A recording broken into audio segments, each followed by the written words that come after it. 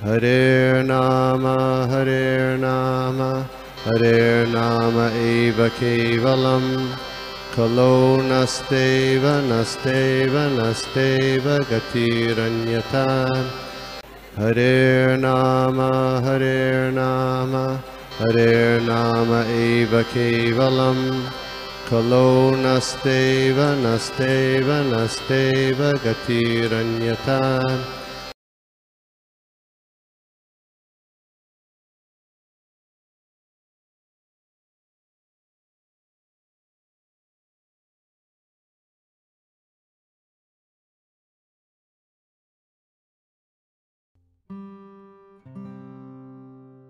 So we will start today's session with the Pranam Mantra. Start with the prayers. Hare Krishna. Om Namo Bhagavate Vasudevaya. Om Namo Bhagavate Vasudevaya. Om Namo Bhagavate Vasudevaya. Narayanam Namaskrityam Naram Chaiva Narottamam.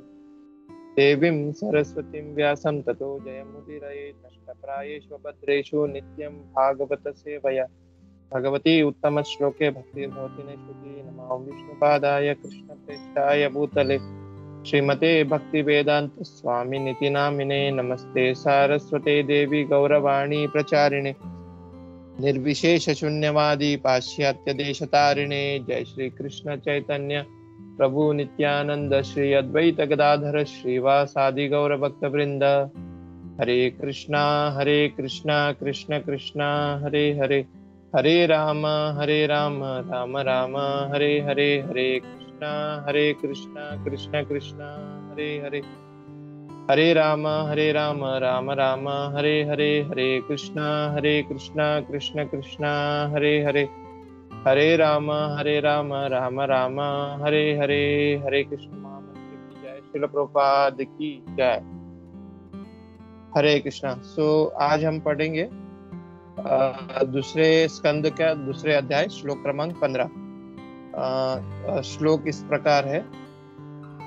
स्थिरं सुखं चासनम् आस्थितो यतिर्यदा जिनासुर इममङ्गलोकं काले च देशे च मनो सज्जेत प्राणानि यश्चेन मनसा जितासुः। अनुवाद श्रील प्रभुपाद द्वारा। श्रील प्रभुपाद की जय।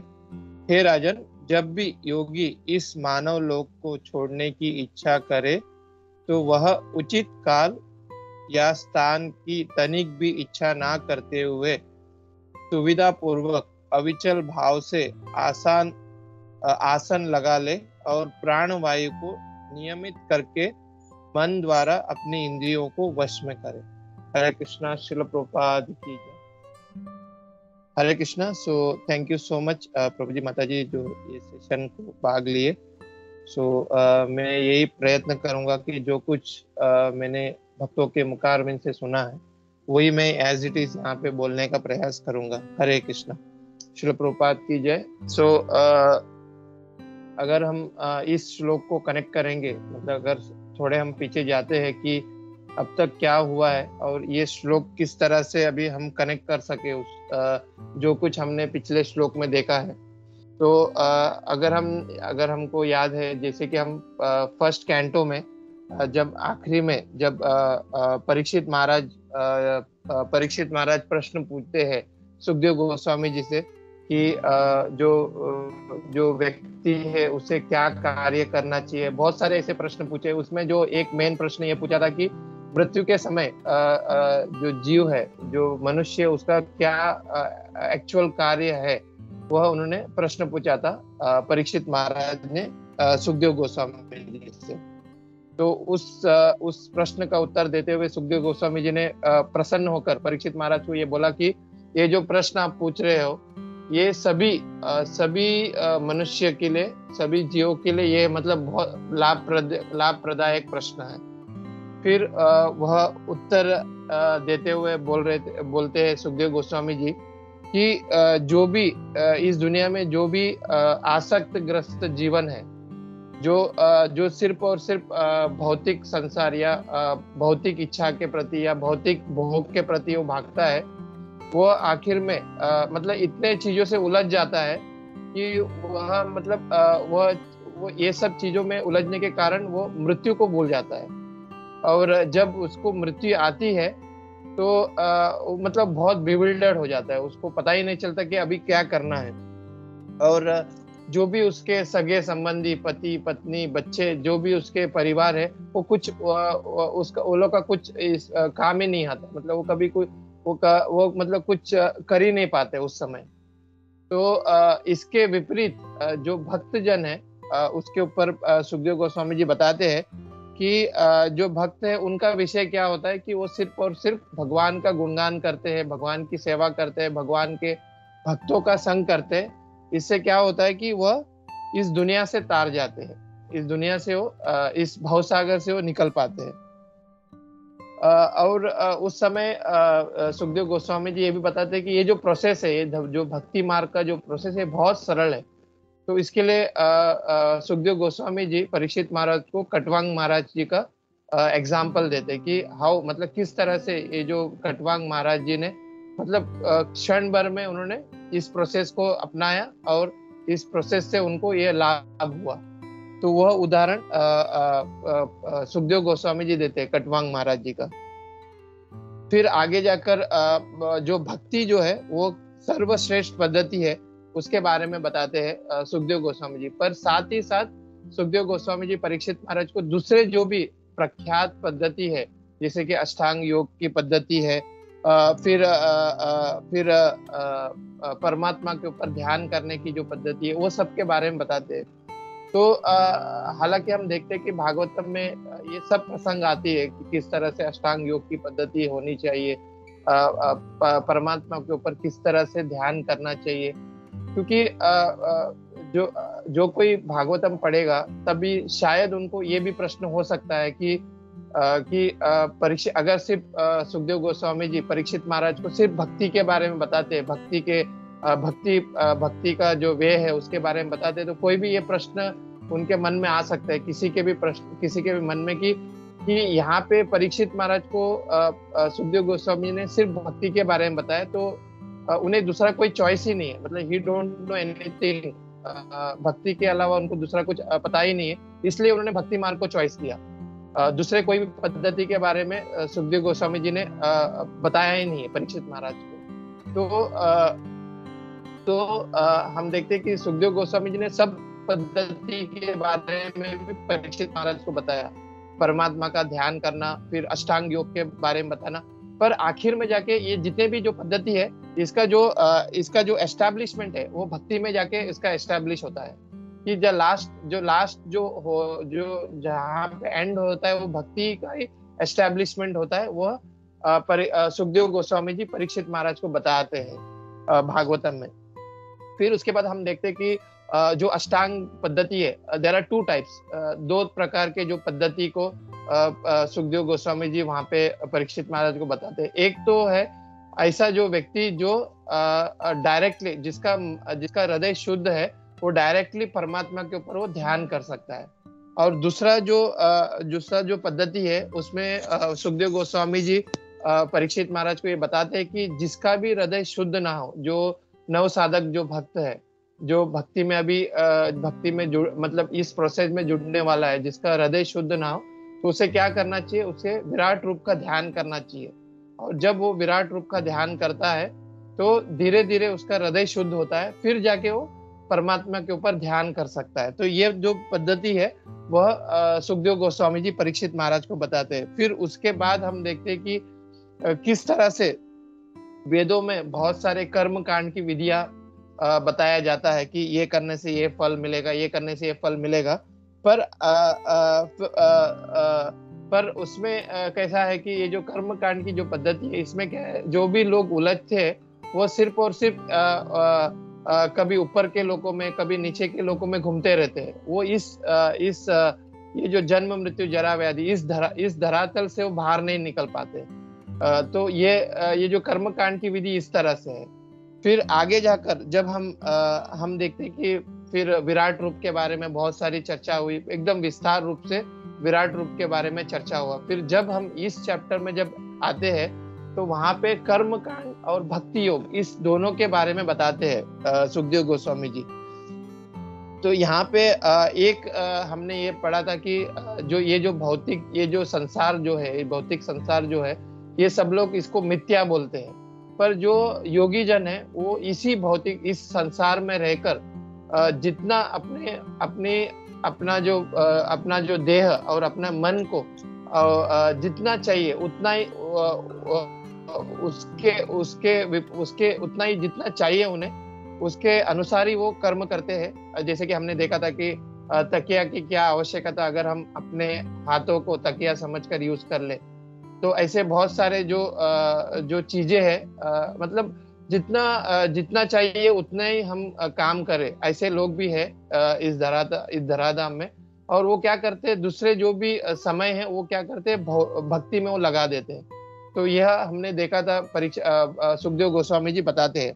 फिर आज का जो श्लोक है, यहाँ पे हम देखते हैं कि जो भी कोई, जैसे कि हमने जो भी सुखदेव गोस्वामी जी ने बताया था कि परीक्षित महाराज को जो परमात्मा के ऊपर ध्यान करते, जो विराट रूप के ऊपर ध्यान करता है, तो आज का जो श्लोक है उसमें ये बताया जा रहा है कि जो भी कोई परमात्मा के ऊपर ध्यान करता है, उनका अल्टीमेट गंतव्य क्या होना चाहिए, उसके ऊपर आज का जो श्लोक है वो प्रारंभ होता है।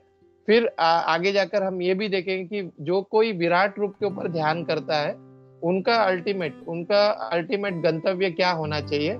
और उसके बाद जो कोई भक्ति में रहता है, उसका अल्टीमेट गंतव्य क्या होना चाहिए, वह हम आगे के श्लोकों में हम ये पढ़ेंगे। तो आज का जो श्लोक है उसमें अगर हम देखेंगे तो ये बताया जा रहा है एज पर अनुवाद के हिसाब से कि जो कोई योगी जिसे इच्छा है अपने शरीर को त्यागने का, जब उनका अंतिम समय आता है तो उन्हें क्या करना चाहिए, उस योगियों को स्थान के बारे में चिंता नहीं करना चाहिए। अगर हम देखते हैं आज का जो श्लोक, उसमें क्या लिखा है कि मतलब कौन सा भी स्थान या कौन सा भी परिस्थिति में हो, उसकी वो चिंता नहीं करनी चाहिए ऐसे योगियों को। हालांकि हम देखते हैं कि भगवान भगवत गीता में बताते हैं कि जो कोई शरीर को त्यागता है तो उसे उचित समय के अनुसार ही उसको शरीर त्यागना होता है। पर यहाँ पे ये बता रहे हैं कि स्थिरम सुखम चाशनम, मतलब जो योगी जन है, जो भक्ति में प्रवृत्त है, ऐसे लोगों को चिंता नहीं करनी चाहिए स्थान के बारे में या समय के बारे में। उन्हें क्या करना चाहिए, स्थिरम सुखम चाशनम, मतलब स्थिर रूप से बैठना चाहिए और बिना मन को विचलित किए अपने इंद्रिय और मन का दमन करना चाहिए। तो ये आज का श्लोक का ट्रांसलेशन है। तो इसके अनुसार प्रभुपाद जी ने हमें बताते हैं कि यहाँ पे बता रहे प्रभुपाद जी कि प्रभुपाद जी यहाँ पे श्लोक भगवत गीता का 8वें अध्याय का 14वां श्लोक 14 श्लोक को यहाँ पे कोट करते हैं। और प्रभुपाद जी यहाँ पे बताते हैं कि जो भी व्यक्ति श्री भगवान की दिव्य प्रेममय सेवा में पूर्णतया लगा रहता है और जो पग पग पर उनकी निरंतर स्मरण करता है, वह श्री भगवान का साक्षात सानिध्य प्राप्त करके आसानी से उनको प्राप्त कर सकता है, उनकी दया को और उन्हें प्राप्त कर सकता है। तो अगर हम ये श्लोक को देखेंगे, भगवत गीता का 8वें अध्याय का 14 श्लोक, उसमें ये बताया जा रहा है कि अनन्य चेतसा सततम यो माम स्मरति नित्यसः तस्याहम सुलभ पार्थ नित्य युक्तस्य योगिनः। तो इसमें ऐसा ट्रांसलेशन में भगवान अर्जुन को बताते हैं कि हे अर्जुन, जो अनन्य भाव से निरंतर मेरा स्मरण करता है उसके लिए मैं सुलभ हूँ, क्योंकि वो मेरे भक्त है। हाँ, वो मेरे भक्ति में प्रवर्तित रहता है। तो यहाँ पे प्रभुपाद जी ये श्लोक कोट कर रहे हैं। तो इसके लिए प्रभुपाद जी ये बताते हैं कि जो भी कोई यहाँ पे स्पेशली जो निष्काम जो भक्त है, जिन्हें कोई भी इच्छा ना हो, उसके ऊपर यहाँ पे भगवान यहाँ पे बता रहे इस श्लोक से कि उनका अंतिम गंतव्य क्या होता है, कि वह भगवान को बहुत सरल से प्राप्त करता है, उनको बहुत सरल से भगवान को प्राप्त कर सकता है। तो प्रभुपाद जी यही बता रहे हैं यहाँ पे कि अपने आज के तात्पर्य में कि जो व्यक्ति भगवान की सेवा में लगा हुआ है और जो कोई उन्हें निरंतर याद करता है, उस व्यक्ति को भगवान बहुत आसानी से प्राप्त हो जाता है। ऐसे भक्तों को वर्तमान शरीर त्यागने के लिए उपयुक्त समय ढूंढने की आवश्यकता नहीं होती है। तो प्रभुपाद जी यहाँ पे ये समझा रहे कि जो कोई भक्ति में लगा हुआ है, उन्हें ऐसे कोई उपयुक्त समय, उपयुक्त स्थान की ढूंढने की आवश्यकता नहीं होता है। तो यह बहुत बहुत मतलब बहुत इम्पोर्टेंट एक स्टेटमेंट है। यहाँ पे बताते हैं कि बहुत लोगों का ऐसा क्वेश्चन होता है कि जब कभी कि बहुत सारे हम देखते हैं कि कुछ भक्त लोग एक्सीडेंट में अपना देह छोड़ देते हैं, कुछ भक्त लोग रात के समय अपना देह त्याग देते हैं, या कोई जगह ऐसा नहीं है उस समय अपना देह त्याग देते हैं गलत समय पर। तो उस समय क्या उनका अंतिम गंतव्य क्या होता है? बहुत सारे भक्तों का ऐसा प्रश्न निकलता है। तो यहाँ पे हम देखते हैं कि क्लियरली बोला जा रहा है कि ऐसे जो भक्त है उसकी चिंता होनी नहीं चाहिए कि अगर कोई भक्त रात के समय में अपना देह त्याग कर दिया। कोई हम शास्त्र में पढ़ते हैं कि जो मनुष्य को उनका देह ऐसे जो तीर्थ स्थान है वहां पे उनका देह उनको त्याग करना चाहिए। पर यहाँ पे ये भक्तों को लागू नहीं होती है। क्यों लागू नहीं होती? हालांकि जो योगी जन है, जो अभक्त जो है, उनको इसका लागू होती है कि उन्हें सही समय सही स्थान पर वो अपना देह त्याग करना चाहिए भक्तों का। पर भक्त जो है उनके ऊपर ये लागू नहीं होती है, क्योंकि हम देखते हैं कि जो भक्त जन है वो हमेशा भगवान का स्मरण करता रहता है, हमेशा उनका चिंतन करता रहता है। तो उनके लिए जो हर वक्त उनका क्या है, शुभ है। उनके लिए ऐसा कोई वक्त नहीं है जो अशुभ हो सके। तो उन्हें हर वक्त उनका क्या शुभ है। तो हालांकि एक स्टेटमेंट हम ये भी देखते हैं कि जो भक्त जो है उनका जो अंतिम समय में अंत काले च मामे का स्मरण मुक्त्वा कलेवरम, मतलब अंत काले में हमें जो भक्त जन है उनको भगवान का स्मरण करना चाहिए। तो ये एक भक्त के लिए लागू है, मतलब उनको अंत काल में भगवान का स्मरण करना चाहिए। पर यहाँ पे भगवान और एक स्टेटमेंट भी देते हैं। मैं हिज ग्रेस अमोघ लीला सुन रहा था। तो यहाँ पे प्रभुपाद जी अमोघ लीला प्रभु जी बता रहे थे कि ये जो प्रश्न जब उठता है कि अगर समझो कि अंत काल में अगर भक्त को भगवान का स्मरण ना हुआ तो क्या होगा। तो वहां पे अमोघ लीला प्रभु जी ये बता रहे थे कि अंत काल में अगर समझो कि भगवान का अगर स्मरण भी ना हुआ तो भी कोई भक्त को कोई चिंता नहीं होनी चाहिए, क्योंकि अंत काल में स्वयं भगवान ही ऐसा भक्त को स्मरण करवाते हैं। उनकी चिंता होती है, भगवान की चिंता होती है कि वो किस तरह से भक्त को स्मरण करवाए उनको।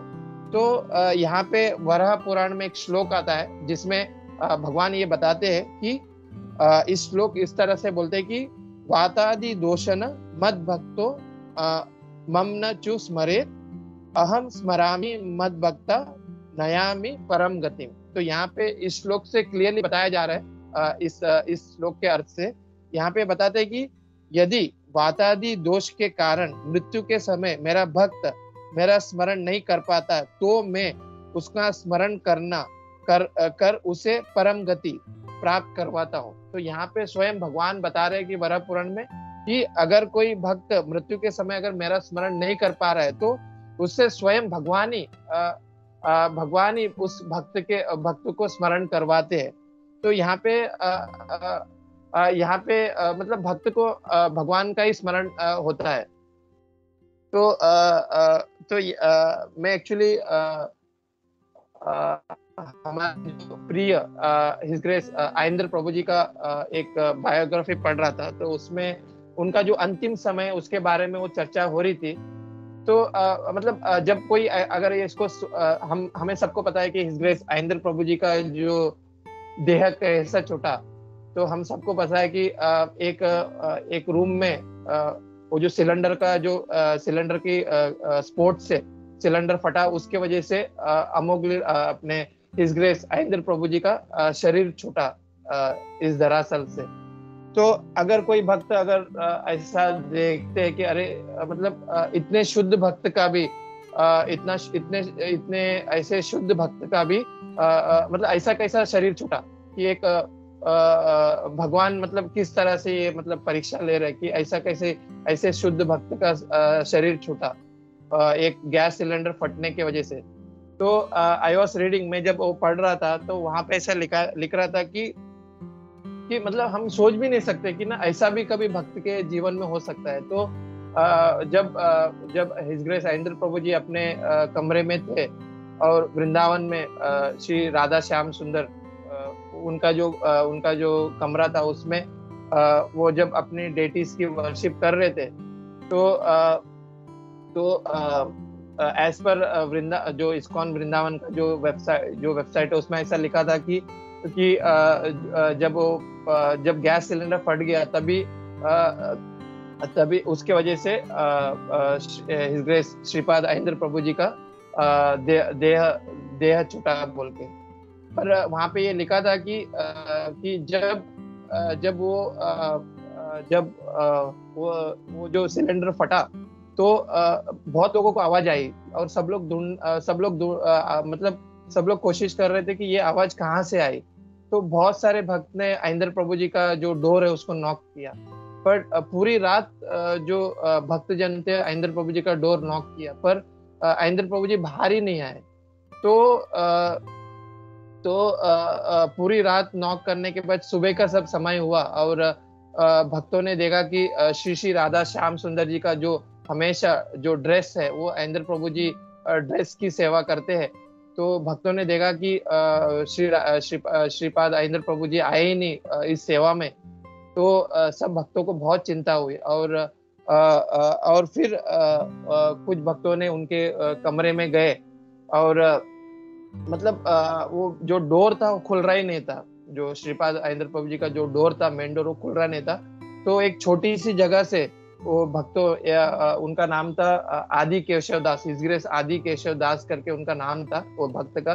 वो उस रूम में गए अंदर, और जैसे ही वो रूम में एंटर हुए तो पूरी तरह से ब्लैकआउट, मतलब पूरा जो रूम था ब्लैक हो गया था।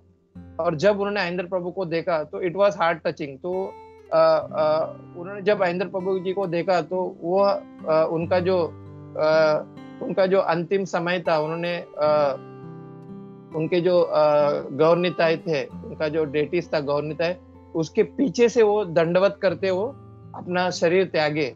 मतलब वो प्रभु जी बता रहे थे कि आदि केशव दास की श्रीपाद आइंद्र प्रभु जी का जो देह तो काफी मतलब बहुत टाइम हो गया, उनका शरीर त्याग के बहुत समय हो गया, पर उनका जो स्थिति थी उस समय वो सिर्फ और सिर्फ अपने जो गौरनिताय को दंडवत किए हुए थे। तो ऐसा मोमेंट था श्रीपाद आइंद्र प्रभु जी का जो लास्ट मोमेंट, ऐसा उनका मोमेंट था।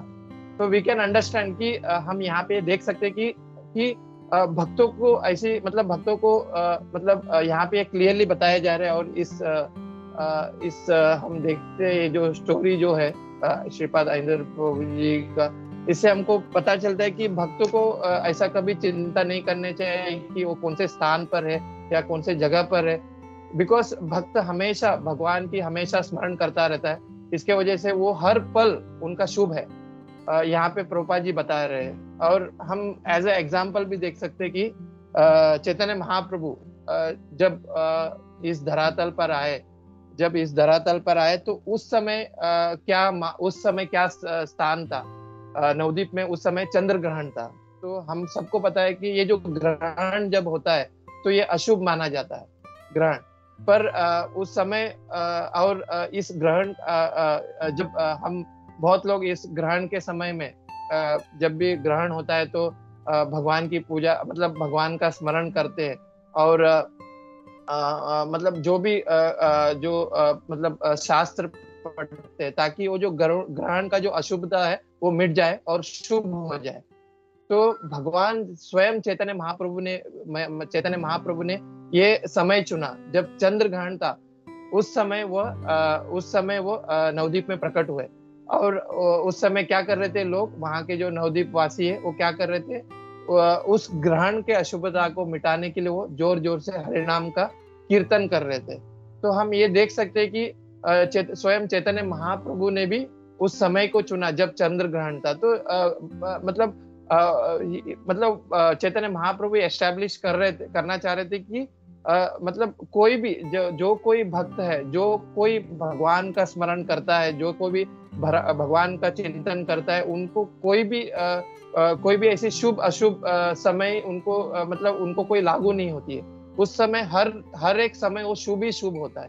तो यह हम चैतन्य महाप्रभु के हम इसमें से देख सकते हैं। इवन हम देख सकते हैं कि और एक एग्जाम्पल हम देख सकते हैं कि स्वयं भगवान कृष्ण जब अर्जुन को भगवत गीता बता रहे थे, तो कौन से जगह पे बता रहे थे? कुरुक्षेत्र के युद्ध भूमि में। हालांकि हम देख सकते हैं कि कुरुक्षेत्र ये क्या धर्म भूमि है, पर वो एक युद्ध भूमि, मतलब जहाँ पे एक दूसरे से फाइट हो रहा है, मतलब एक दूसरे से वो फाइट कर रहे हैं।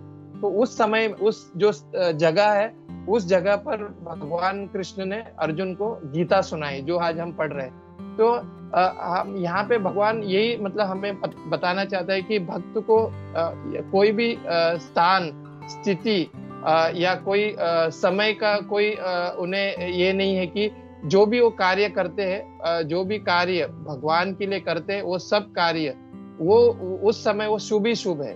तो ऐसा यहाँ पे प्रभुपाद जी हमें समझाते हैं। और यहाँ पे प्रभुपाद जी आगे ये बताते हैं कि प्रभुपाद जी यहाँ पे हाईलाइटेड, ये सिर्फ भक्तों का पार्ट हुआ। फिर दूसरे पार्ट में प्रभुपाद जी ये बताते हैं कि जो अभक्त है, जो मिश्रित भक्त है, जो योग मिश्रा के जो मिश्रित भक्त है, जो अभक्त है, उनके लिए बहुत जरूरी है कि जब कभी वो अपना शरीर छोड़ते हैं, उस समय उनके लिए वो स्थान, उस समय और उस स्थान के अनुसार ही मतलब शुभ जो समय है, शुभ स्थान है, उसमें उनको शरीर त्यागना चाहिए।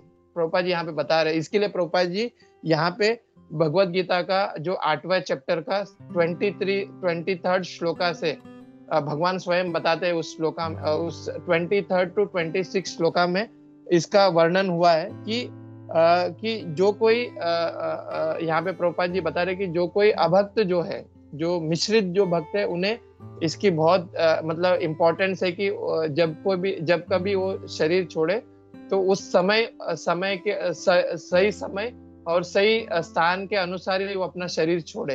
तो वो प्रभुपाद जी बता रहे। बिकॉज हम देखते हैं कि अगर 23rd श्लोका से अगर हम 26 श्लोका में देखते हैं, तो भगवान स्वयं वहां पे ये बताते हैं कि जो कोई रात के समय अगर उसका शरीर त्यागता है, तो उसे क्या है, उसे नीचे के लोकों में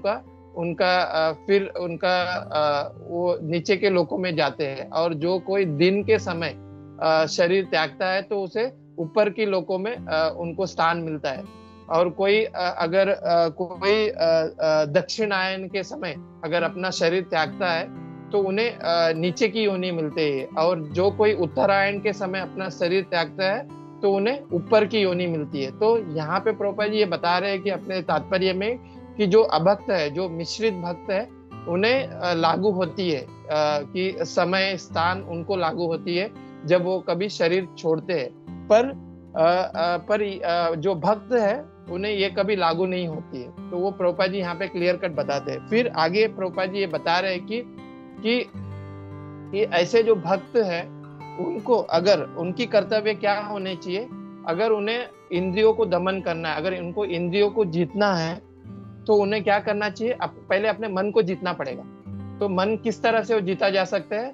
तो प्रभुपाद जी यहाँ पे अपने तात्पर्य में बता रहे कि उन्हें अपने मन को भगवान की सेवा में लगाना पड़ेगा। जब वो अपने मन को भगवान की सेवा में लगाएंगे, तब जाके वो अपने इंद्रियों को जीत पाएंगे।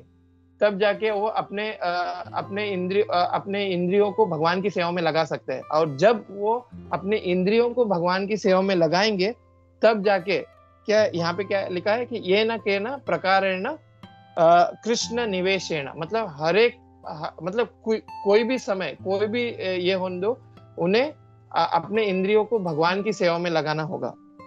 तो आखिर में प्रभुपाद जी ये बताते हैं ये जितने भी ये जो सारांश है, जो शास्त्र का सारांश क्या निकलता है यहाँ पे कि हम जो भक्त है उन्हें हमेशा अपने मन को भगवान के इसमें लगाना होगा। और हम देखते भी है प्रभुपाद जी ने अपने जो इस्कॉन मूवमेंट को कितना सही से सेटअप किया है। मतलब from the day beginning of the day, सुबह से अगर हम शाम तक का अगर हमारा शेड्यूल देखेंगे, प्रभुपाद जी ने ऐसा सेटअप किया है कि भक्त मतलब वो ना चाह के भी अपने मन को भगवान की सेवा में लगा पाएंगे। इस तरह से प्रभुपाद जी ने इसको सेटअप किया हुआ है। तो आखिर में प्रभुपाद जी अपने तात्पर्य में ये जो तात्पर्य क्लोज इस तरह से करते हैं कि जब कभी भक्त ऐसे भगवान का स्मरण करता रहेगा, नित्य निरंतर भगवान को अपने मन को भगवान की सेवा में लगाता रहेगा, अपने इंद्रियों को भगवान की सेवा में लगाता रहेगा, तो वो उसको आसानी से एकदम सरल वे में भगवान की प्राप्ति होगी और उसे इस आध्यात्म लोक में गोलोक वृंदावन में उसे जाने का मौका मिलेगा। बहुत सरल विधि में सरल विधि यह है कि सिर्फ और सिर्फ उसे अपने मन को और अपने इंद्रियों को भगवान की सेवा में लगा दे भक्त को, और इससे क्या होगा कि उसको सरल विधि में वो भगवान की प्राप्ति कर पाएंगे। तो आज का जो पूरा जो श्लोक है इसमें ये बताया जा रहा है कि हम देखते हैं कि ट्रांसलेशन में बताया जा रहा है कि जो योगी जन है उसे कभी भी स्थान और जो समय है उसका कभी भी उसको ध्यान देना नहीं चाहिए जब कभी वो शरीर छोड़ता है। पर प्रभुपाद जी उसको इस वे में दिखा रहे हैं कि जो भक्त जन है उसको कोई भी स्थिति समय कोई भी उसकी कोई लागू नहीं होती है जब वो शरीर छोड़ता है। पर जो अभक्त है, जो मिश्रित भक्त है, उसे लागू होती है कि उसे सही समय सही स्थान के अनुसार ही वो अपने शरीर को छोड़े। और आखिर में प्रभुपाद जी ये बताया जा रहा है कि भगवान को प्राप्त करने की सही विधि है कि अपने मन को भगवान की सेवा में लगा दे, तो बहुत सरल से हम भगवान को प्राप्त कर सके। तो इट वॉज वेरी बहुत अच्छे से प्रभुपाद जी ने अपने तात्पर्य में इसको समझाया है। तो मैं अपनी वाणी को यहीं पे विराम देता हूँ और मैं प्रयास किया हूँ कि जो कुछ मैंने भक्तों के मुखारविंद से सुना, there are so many reference I taken from here and there, there are 2-3 his grace Amogh Lila प्रभु भी कुछ लेक्चर में इसके बारे में बता रहे थे कि हाउ भक्तों को अपना शरीर किस तरह से त्यागते हैं। तो कुछ मैंने अलग अलग भक्तों के मुखारविंद से जो सुना, अपने वरिष्ठ भक्तों के मुखारविंद से, वही मैं यहाँ पे बोलने का प्रयास किया। तो अगर कुछ मुझसे त्रुटि हो तो इसके लिए मैं क्षमा याचना चाहता हूँ। हरे कृष्णा, श्रील प्रभुपाद की जय। हरे कृष्णा, श्रील प्रभुपाद की जय। थैंक यू सो मच प्रभु जी, माता जी, धन्यवाद प्रणाम। हरे कृष्णा।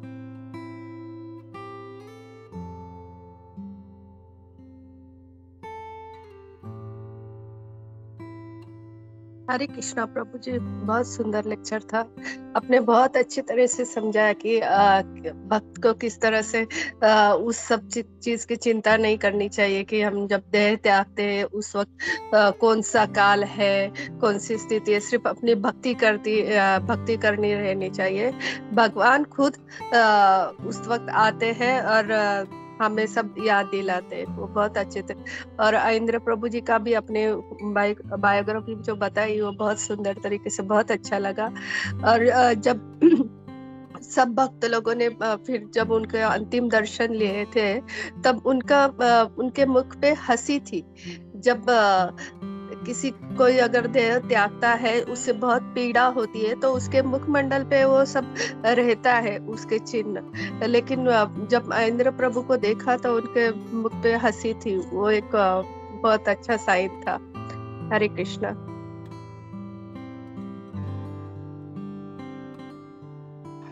हरे कृष्णा। या थैंक यू सो मच माता जी for adding this wonderful point. माता जी, thank you so much. Thank you once again.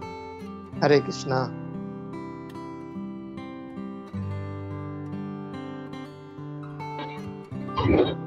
Hare Krishna प्रभु जी, धन्यवाद प्रणाम। धन्यवाद प्रभु जी, आपने बहुत सुंदर समझाया प्रभु जी। आपने पहले इतना अच्छा रिकेप किया, जो उसका बैकग्राउंड पहले का क्या श्रवण हुआ उसके बारे में आपने समझाया। और फिर आपने बाद में जो पिछले सन के पहले अध्याय में आपने योग के बारे में बताया था। प्रभु जी, उसमें एक मेरा ये मिस हो गया था कि जैसे आपने वो 2 प्रकार के योग बताए थे, तो कृपया प्रभु जी वो वापस बोल सकते हैं? उसके बाद आपने दूसरे दूसरे अध्याय में ज्ञान के बारे में और भक्ति के बारे में बताया। तो प्रभु जी वो जो बीच का जो पार्ट था, जैसे योग जो 2 प्रकार के हैं, तो प्लीज थोड़ा एक बार बताएंगे? हरे कृष्णा, दंडवत प्रणाम आपको और सभी को। हरे कृष्णा प्रभु जी, दंडवत प्रणाम।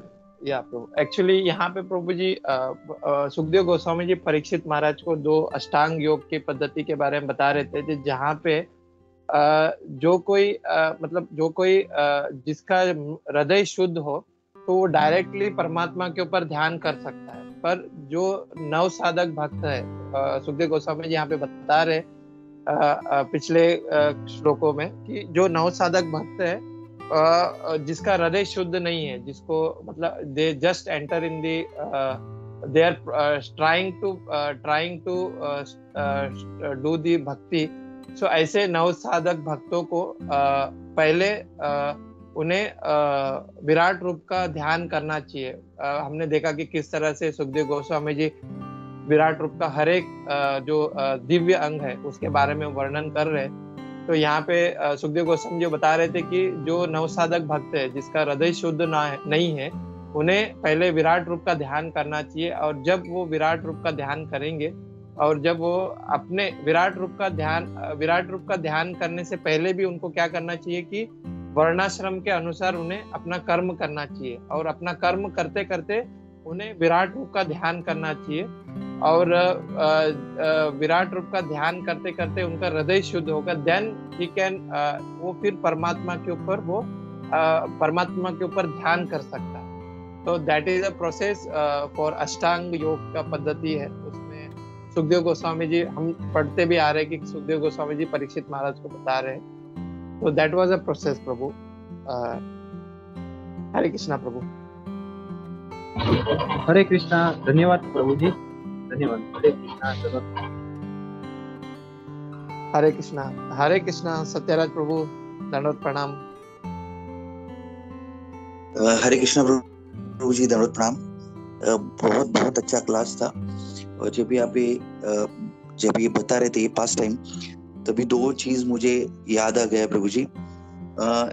जैसे आपने बताया कि भक्त के लिए हम भगवान हमेशा साथ देते हैं, तो last to last Thursday Shri Radha Gopinath ji में एक पास्ट टाइम मेरे को याद है, लक्ष्मी नारायण जी का सेवा होने के बाद 2 गार्लैंड रखे थे उधर।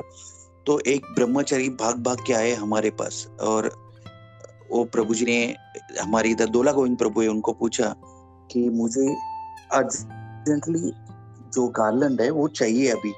तो फिर उन्होंने पास्ट टाइम बताया कि एक माता जी है जिनका बेटा यूएस में वेस्ट कोस्ट में बहुत दूर पे है, और वो ऐसी जगह पे है कि उसको इधर आने के लिए मींस टाइम लगे उसको, क्योंकि अभी बिकॉज ऑफ क्लाइमेट की वजह से सब फ्लाइट्स कैंसिल हो गई थी।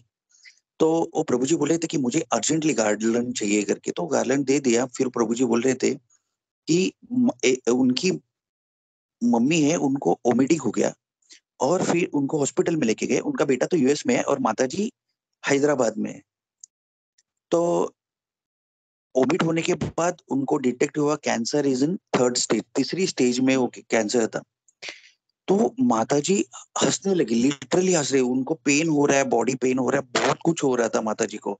और डॉक्टर उधर सोच रहे थे कि क्या हम लोगों ने पहला पेशेंट देखा जिनको पता चल रहा है कि उनको ओमिटिंग हो रहा है, बॉडी पेन पूरा अंदर से टूट रहा है, और माताजी हंस रही है। तो फिर डॉक्टर ने बताया कि वो माताजी इधर अकेली है और बेटा उधर अकेला यूएस में है, डॉक्टर, वो भी डॉक्टर है इनफैक्ट। तो डॉक्टर ने बोला कि आपको कोई रिलेटिव है, तो उनके रिलेटिव को फोन किया। तो माताजी ने उनके कोई रिलेटिव है उनको फोन किया, वो लोग सब आ गए, और उन्होंने उनके बेटे को फोन किया और बेटे को बोला कि बेटा आज मैं बहुत खुश हूँ कि श्री राधा गोपीनाथ जी ने मेरा टेस्ट लिया है और मैं ये टेस्ट पास करना चाहती हूँ। तो उनका बेटा उधर रोने लगा कि माँ मैं आ नहीं सकता अभी, क्योंकि फ्लाइट पूरा कैंसिल है और मैं प्रयास कर रहा हूँ कि जितना जल्दी आ सके। तो डॉक्टर ने उनको टाइम दिया only 4 days, she will be here only for 4 days। तो उन्होंने हम राधा गोपीनाथ जी के यूएस से राधा गोपीनाथ जी के एक ब्रह्मचारी को फोन किया कि आप जल्दी से जल्दी जो भी गार्लैंड्स है वो लेके जाइए और कीर्तन कर रहे करके। तो वो प्रभु जी गार्लैंड लेके गए और प्रभु जी ने बताया कि माता जी हंस रही थी और वो माता जी बोल रहे थे कि जो भी हो रहा है वो श्री श्री राधा गोपीनाथ जी है, मेरे गुरु महाराज की कृपा है कि मेरे जो भी कर्म है वो यही जीवन में निकल जाएंगे। तो वो माता जी इतना प्लेजेंट थी, उतना हंस रही थी उधर, बोले थे कि मेरे को ये टेस्ट पास करना है। तो मैं यही बोलना चाहता था कि डिवोटी को कितने भी तकलीफ है वो हमेशा भगवान के बारे में सोचता है। और जैसे मैं एक एग्जाम्पल है, हमारे राधा गोपीनाथ जी टेम्पल में उनको माता जी को भी कैंसर हुआ था, तो उनको बहुत सारी जगह पे स्टिचेस आ गए थे, पेट पे सब जगह पे उनके बॉडी पे कम से कम 6 स्टिच आ गए थे बॉडी पे। तो भी माता जी सेवा के लिए आती थी। राधा गोपीनाथ सॉरी राधा रानी का स्पेशल गार्लैंड है जो राधा गोपीनाथ जी को ऑफर होता है। तो वो माता जी को इतना प्रॉब्लम था, तो सब लोग डिवोटी बोले कि माता जी आपके ऊपर तो कम से कम 5 या 6 स्टिचेस है, आप क्यों आ रहे हो करके। लेकिन माता जी ने बोला अरे खाली 6 स्टिचेस है ना, और कितना मेरा शरीर बाकी है स्टिचेस करने के लिए। तो that is the level of devotees. तो मैं ये पॉइंट ऐड करना चाहता था। और जैसे तुकाराम महाराज बोलते हैं कि शेवटचा दिवस गोड जावा, मीन्स हम लोग को यही प्रयास करना चाहिए कि हम लोग का जो लास्ट डे है वो सुखद जाने के लिए ये प्रयास करना है। That is our last test, last exam, तो हम लोग को पास करना है। सो थैंक यू प्रभु जी, आपने आइंद्र प्रभु का भी एग्जाम्पल दिया, वो बहुत हार्ट टचिंग था। So thank you so much प्रभु जी। हरे कृष्णा, दंडवत प्रणाम। 1 मिनट प्रभु जी।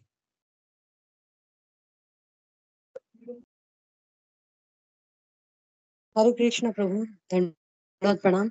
आपका क्लास बहुत अच्छा हुआ। और मैं आज साधु संघ में एक अनाउंसमेंट करना चाहती हूँ कि पहले तो मैं आप सबकी माफी मांगनी चाहती हूँ कि मैं ये न्यूज लेट दे रही हूँ इसके लिए। और श्री श्री राधा गोपीनाथ जी की कृपा से, प्रभुपाद की कृपा से, आप सभी भक्तों का कृपा से, आशीर्वाद से मेरा 12 जनवरी को दीक्षा हो गई है और मुझे नाम मिला है, गुरु महाराज ने दिया है श्री राधा ठाकुरानी देवी दासी करके। और सेकेंड देखो मेरा सेकेंड इनिशिएशन हो गया, ब्राह्मण दीक्षा। तो ये सब आपका कृपा और आपका आशीर्वाद है। और special thanks for Gopi Manohar प्रभु एंड कुंजेश्वरी माता जी कि आप दोनों ने सपोर्ट किया और सब बातों में मतलब ज्ञान देने के लिए और ग्रुप तैयार करके बहुत सभी भक्तों को इकट्ठा करके जो ये किया है, क्लास चालू किया है, उसके लिए श्री श्री राधा गोपीनाथ जी को मैं प्रे करती हूँ कि ये ऐसा ही चले और सभी का भक्ति में इम्प्रूवमेंट हो जाए। Thank you so much. Hare Krishna, दंडवत प्रणाम।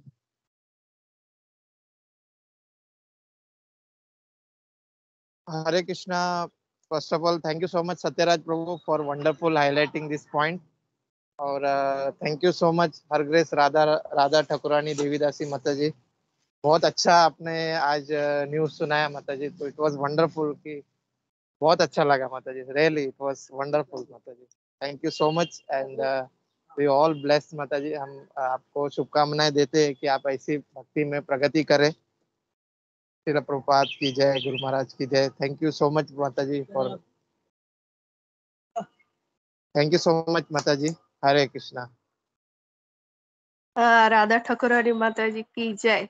लेकिन उन्हें एक इतनी लेट न्यूज सुनाई, इसलिए उन्हें सब साधु संघ ग्रुप के लिए पार्टी रखनी पड़ेगी और फिर बताना पड़ेगा उन्हें।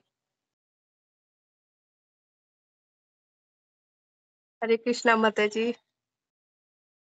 हरे कृष्णा माता जी, आप बोलो कभी भी, मैं एनी टाइम आपके लिए रेडी रहूंगी, सभी भक्तों के लिए सेवा करने के लिए। और मैं अपना भाग्य समझूंगी कि आप लोगों का सेवा करने का चांस मिल रहा है मेरे को। हरे कृष्णा, दंडवत प्रणाम। हरे कृष्णा, बहुत अच्छा लगा। बहुत सारे जो दीक्षित नहीं है उन्हें भी अभी जल्दी से जल्दी दीक्षा लेने का प्रयास करना चाहिए। बहुत सारे लोग अभी दीक्षा ले रहे हैं। थोड़े दिनों के बाद विद्या माता जी और उनकी बेटी का भी दीक्षा हो जाएगा। हरे कृष्णा।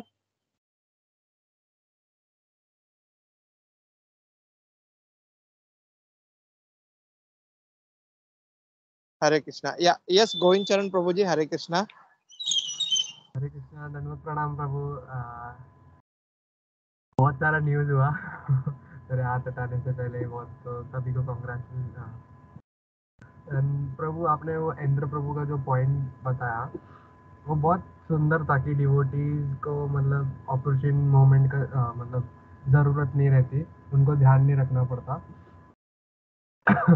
एंड एक्चुअली श्रील प्रभुपाद जी बोलते कि उन्हें लिबरेशन की, मुक्ति की चिंता ही नहीं होती क्योंकि वो पहले से ही मुक्त रहते हैं। और चैतन्य महाप्रभु भी बोलते कि जो लिबरेशन है वो थोड़ा सेल्फिश इंटरेस्ट है और भक्त को मतलब ज़रूरत नहीं रहता कि selfish interest, they always want to be in the service of the Lord. कि कौन से भी मतलब नरक में डाल तो नरक में रह लेंगे, स्वर्ग में डाल तो स्वर्ग में रह लेंगे, but only in the interest of the Lord. हाँ, तो थैंक यू प्रभु।